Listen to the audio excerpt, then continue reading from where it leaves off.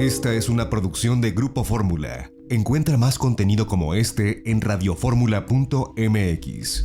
Pues se dan a conocer las cifras definitivas del Producto Interno Bruto en el primer semestre, mi estimado Luis Miguel. Nada buena la noticia, ¿verdad? No, tampoco ninguna novedad. ¿Qué es la cifra definitiva? El INEGI lanza una primera fotografía y luego hace precisiones, ajustes. Entonces lo que tenemos ahora es la fotografía definitiva. El primer semestre de la economía mexicana cayó 10%. Me estoy refiriendo al periodo enero-junio. Solo el segundo trimestre cayó más de 17%. Que fue cuando ¿Cómo nos fue respecto a otros países? América Latina es la región que peor le fue en el mundo, hay que decirlo.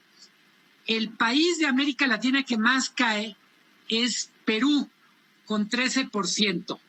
Wow. Luego viene México. Se apagó tu micrófono. No.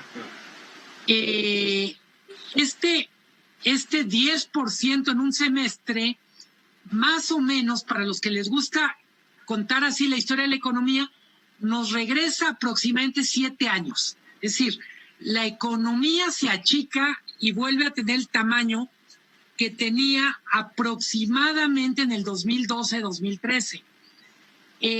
Ha habido una discusión que es como de sopa de letras sobre qué forma puede tener la recuperación. Se dice, el escenario más optimista es que fuera en V. Eso quiere decir cae muy rápido y sale de regreso muy rápido. Luego alguien dice, no, es una L porque va a caer y luego se sigue planita. Luego otros inventaron esto de, bueno, es una W. Quiere decir, cae, se recupera y vuelve a caer. Yo propongo, jugando con la U, ¿no? También está la U. Bueno, se dice la U y es una un ratito literalmente un ratito en la lona y luego una recuperación lenta. Yo propongo más una forma de K. Ay, ¿qué? ¿Por qué una forma de K? Si ustedes tienen en mente una K mayúscula, lo que van a ver es que sale una diagonal hacia arriba y una diagonal hacia abajo. Lo que quiere decir en pocas palabras es, va a haber recuperación para unos y hundimiento para otros. Seguir hablando de la economía como si todos fuéramos en el mismo barco es una metáfora muy pobre.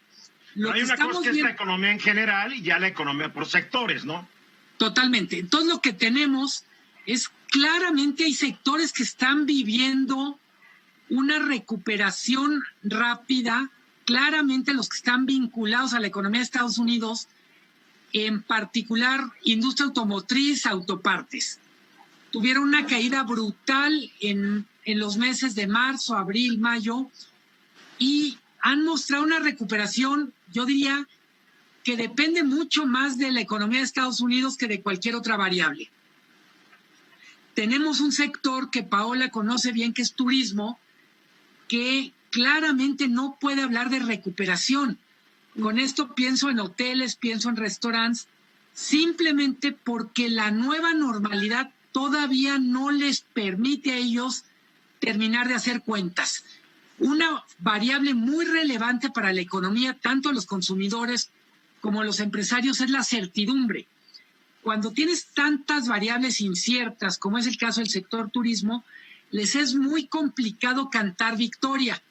Entiendo por cantar victoria decir, ya podemos abrir, ya podemos recontratar, ya podemos hacer promociones, ya podemos hablar con nuestros proveedores para volver a la normalidad.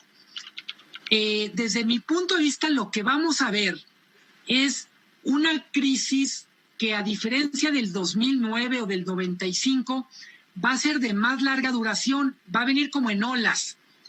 Mi mejor manera de explicarlo es, si ustedes le preguntan en este momento al sector de papelerías y materiales escolares, incluyendo uniformes, te van a decir, es el peor septiembre que hemos tenido desde que tenemos memoria. Las ventas están caídas entre 60 y 80%.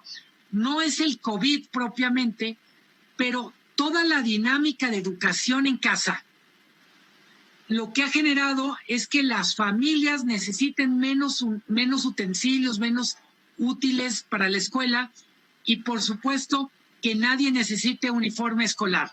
Pero sí es una consecuencia del COVID, obviamente. Sí, es más, lo que quiero decir es el COVID, pero en particular una decisión que podemos decir administrativa que era imprescindible.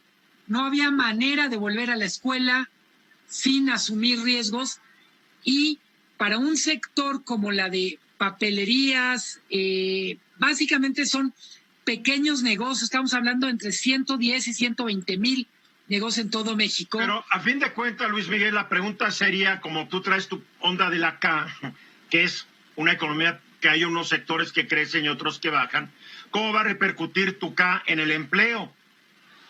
Es a fin de cuentas lo que a la gente le importa. ¿Voy a tener trabajo, no voy a tener trabajo? ¿Voy a tener ingresos, no los voy a tener?